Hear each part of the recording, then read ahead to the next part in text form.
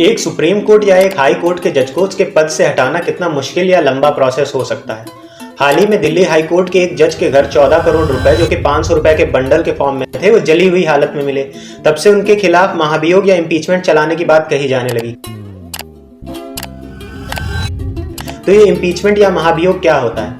हालांकि इम्पीचमेंट शब्द राष्ट्रपति को उसके पद से हटाने की प्रक्रिया के लिए यूज किया जाता है, लेकिन हम जजेस के लिए भी अनऑफिशियली इस वर्ड का यूज कर लेते हैं। अगर हम इसके लिए कोई वर्ड यूज करना चाहते हैं तो हम रिमूवल वर्ड यूज कर सकते हैं। तो जजेस को उनके पद से हटाने के केवल दो ही ग्राउंड्स हो सकते हैं। पहला है इनकेपेबिलिटी और दूसरा है मिसबिहेवियर। और ये आर्टिकल 218 हाई कोर्ट के जज के लिए और 124 क्लॉज 4 सुप्रीम कोर्ट के जज के लिए के तहत उनको हटाया जा सकता है। तो क्या होती है प्रोसेस? लोकसभा के 100 मेंबर्स और राज्यसभा के 50 मेंबर्स रिटर्न में स्पीकर को एक प्रस्ताव लिख के देते हैं, जिसके बाद ये प्रोसेस स्टार्ट होती है। अगर स्पीकर उस प्रस्ताव को एक्सेप्ट कर लेता है तो एक 3 सदस्य की कमेटी बनाता है जो कि जांच करती है, जिसका पहला मेंबर सुप्रीम कोर्ट का जज, दूसरा मेंबर हाई कोर्ट का जज और तीसरा मेंबर लॉ का अच्छा नॉलेजेबल पर्सन होना चाहिए।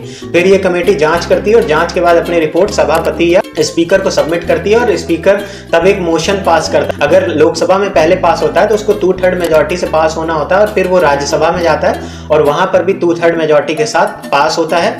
उसके बाद वो राष्ट्रपति के ऑफिस जाता है और अगर उस पर राष्ट्रपति साइन कर देती हैं तो उस न्यायाधीश को अपना पद त्यागना होता है और महाभियोग की प्रक्रिया कंप्लीट हो जाती है। अब तक केवल 6 जजेस के खिलाफ महाभियोग लाया गया है और एक भी कंप्लीट नहीं हुआ है। अगर ये इस बार कंप्लीट हो जाता है तो ये पहला केस होगा जिसमें कि जज को इम्पीचमेंट द्वारा अपना पद त्यागना होगा।